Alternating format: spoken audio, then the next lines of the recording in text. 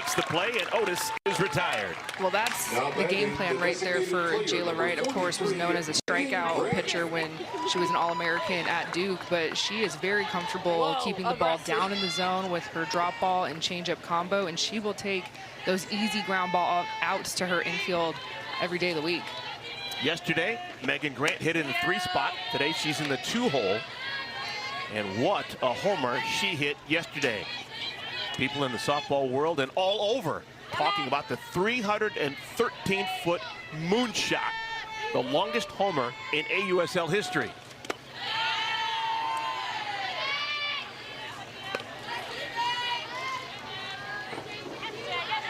"42 homers this past spring as a UCLA Bruin. 91 total home runs in her college career.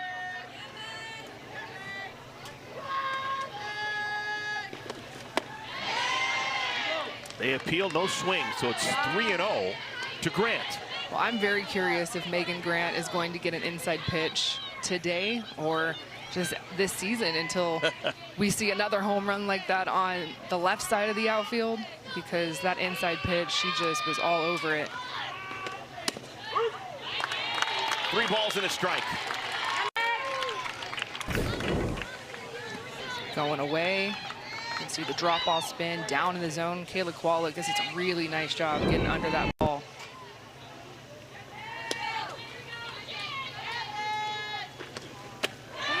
Five-pitch walk, so a runner aboard for the Portland Cascade. That's maybe one of the reasons why Grant has moved up to the 2 spot in the order.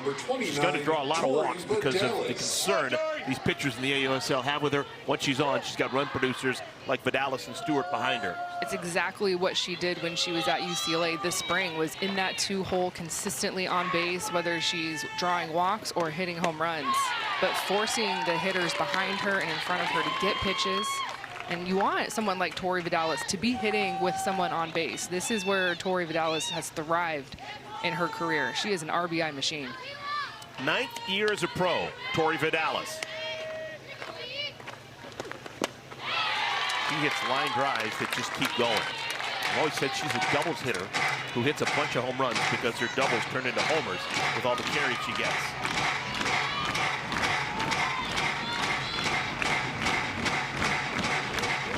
Pitch clock to get down there.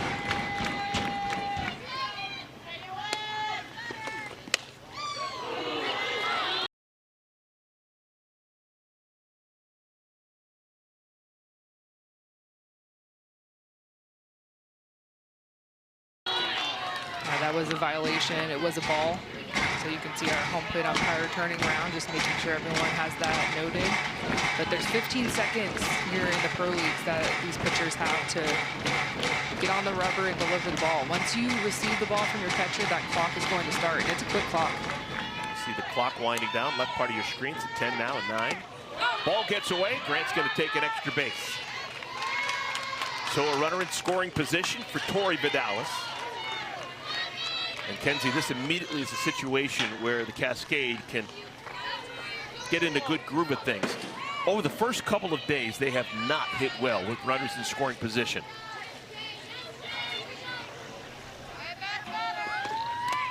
And Vidalis swings and misses. The throw to first in time. First strikeout for Wright, 2 down. There is Tariah Flowers, All-American at UCLA. Capped it off, winning a gold medal. Team USA on that wonderful 2004 Olympic team. Some people say that's the greatest Olympic team ever, any country. That was the team that had Fernandez on it, Bustos, Jenny Finch, Natasha Watley, on and on and on and on. Here's Sydney Stewart. Stewart hitting the 4 spot. Still looking for her first professional hit. She's 0 for 4 with 3 strikeouts.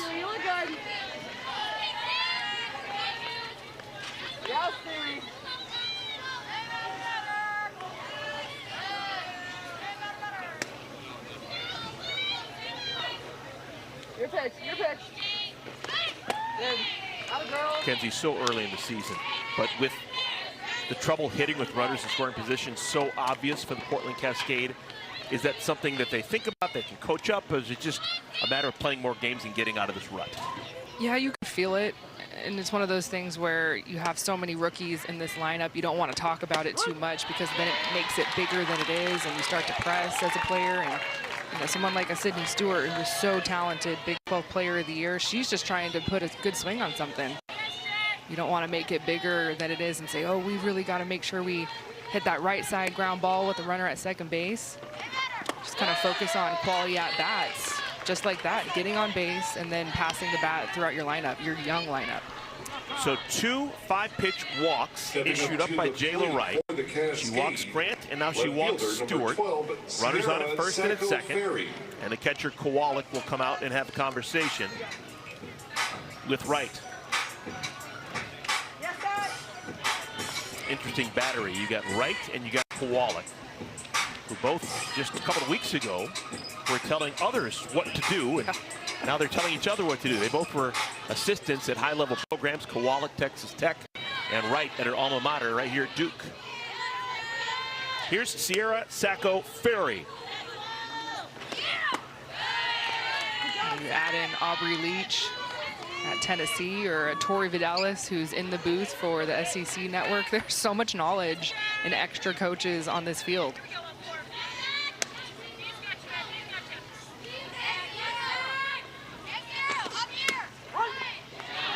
High strike called, 1-1.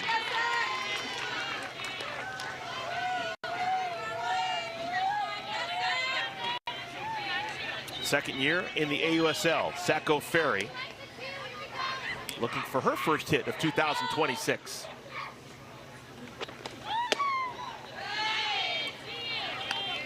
Sacco Ferry last year, .363 batter with 3 homers while playing for the Talons, the team that won it all.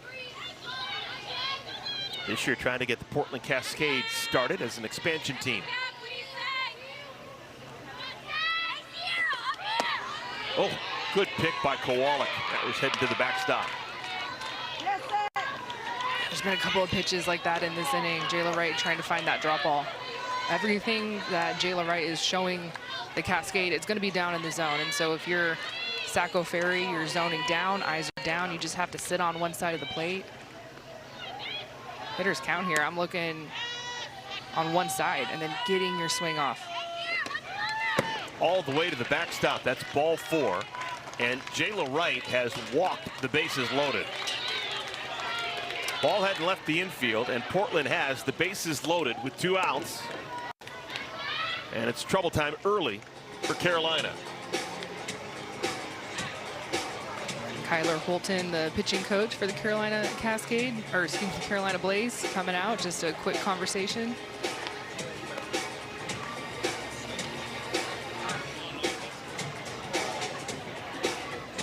Jayla Wright last pitched on this field in 2024. That was her senior year. She spent 2025 as an assistant coach at Tennessee. Spent the most recent college softball season as an assistant here at Duke. And now getting a chance to pitch here at Smith Family Stadium, and she's walked the bases loaded, which is something that is rare for Carolina pitching so far this season. They have been doing a good job of throwing strikes, but not here in the first inning. Kenley Cahalan, the batter. At the plate, number 31, Kenley Cahalan. This is where the Cascade need to take a page out of the Blazes book. With 2 outs, some free opportunities, find a way to take advantage. That's how the Blaze have won the last 2 games. Swung on and missed, 1-1. Look at this. There actually is activity in the bullpen already here in the first inning for the Carolina Blaze. Emma Lemley, hard thrower from Virginia Tech. Can Jayla Wright see that? I think so, but I don't know if you're ever looking over there. You shouldn't be looking in the bullpen as a pitcher ever. If you're looking over there, that tells me you're probably halfway already checked out, right? You have to be so mentally locked in. It's just you and the catcher. You don't want to look at the batter. You don't want to look in the dugout at your coach. And you definitely don't want to look down at the bullpen. That's a great shot right there. If she wanted to, she could see Lemley warming. 2-1. All right, she's 1 pitch away from getting out of it. 2 balls and 2 strikes.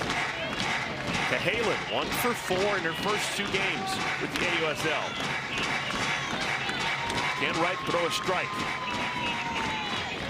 Those rookie draftees, and you knew that she was going to be in this league because of the talent that she brings. An All-American from Arizona State. Watched her pitch a lot, and she can bring it.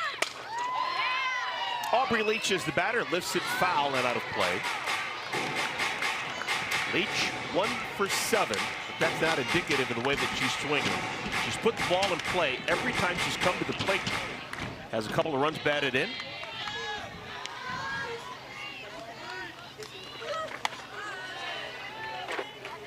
You'll see Kenzie Brown really spread the zone vertically. She's one of the best in the business with moving hitters' eyes around. She has a deadly rise ball. She can work her drop ball. Also has an elite changeup that she is very confident in any count. Leach will make you throw strikes consistently.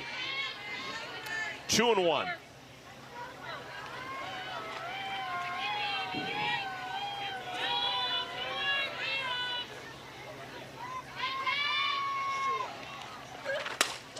Slapped into center field, stays up long enough for Falby to make the play.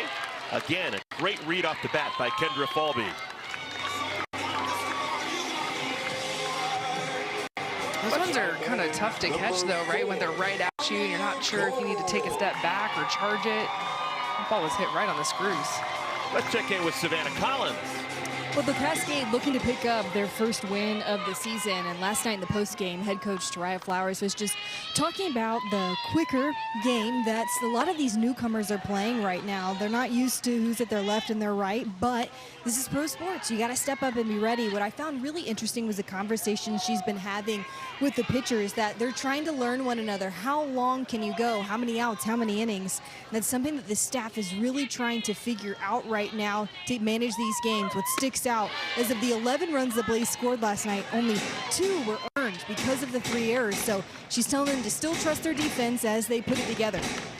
Thank you, Savannah. Yeah, it's been amazing. Almost every time Portland has made a mistake, this Blaze team has capitalized. I don't think I've ever seen 11 runs scored and 9 of them being unearned before. That's just an incredible ratio. That's one of those things that I feel it's two-sided. You have a very young Cascade team, of course. They're an expansion team, so everyone's coming together from different parts of the world. And looking at the lineup, with Kenzie Brown in the circle, 5 rookies in this lineup for the Portland Cascade. And on the flip side, this Blaze team, the core was together a season ago. And so they've kind of had the advantage there of building the culture and figuring out where their pieces are going to be.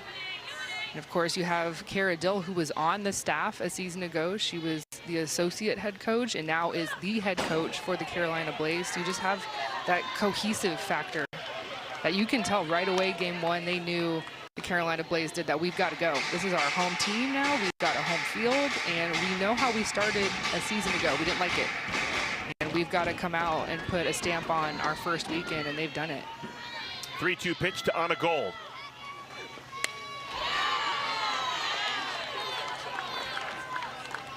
Gold, like the starting pitcher for the Blaze, Taylor Wright.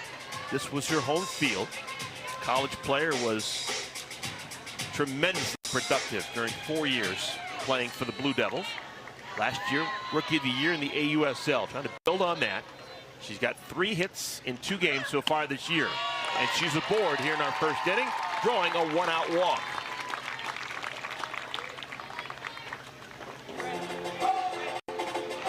So just like in the top of the first inning, with 1 out, the number 2 hitter draws a walk.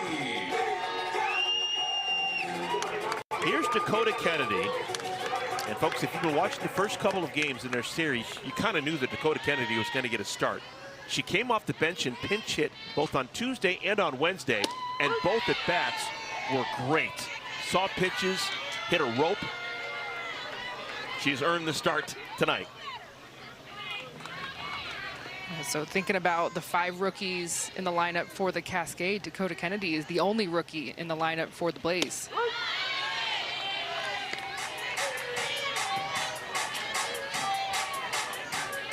Kennedy pinch hit early in the game yesterday in the 2nd inning, drove in a run.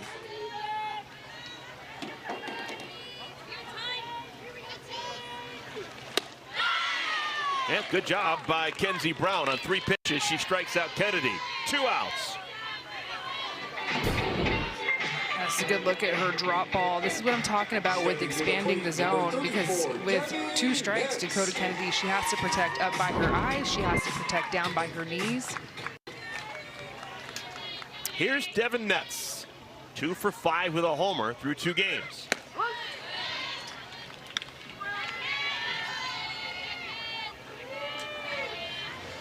A lot of responsibility for Netz this year. She's probably going to be the cleanup hitter for as long as she continues to produce.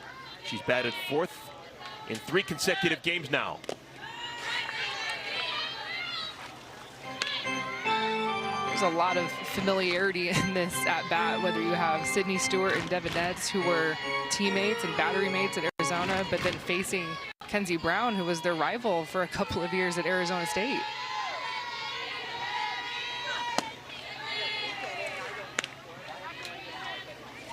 Two and one. We have had identical first innings, top and bottom. An out, a walk, and a strikeout. The first 3 batters of the game, both in the top of the first and now the bottom of the first. If the trend continues, Netz is going to draw a walk. She's 1 pitch away from that walk.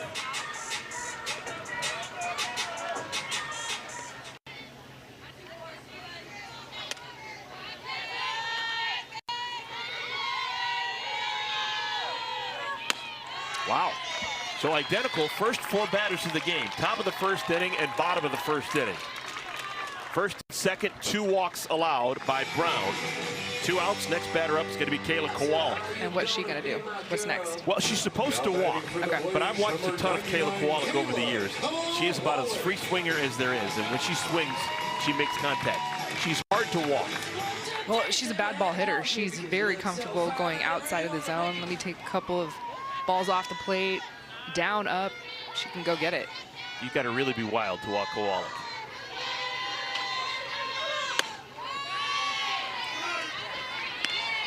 .69 miles per hour, misses high. 3 hits, 7 at bats for Kowalik.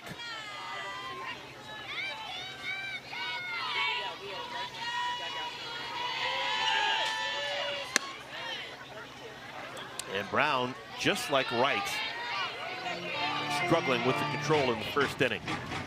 How different is the ball that the AUSL plays with as opposed to the college ball?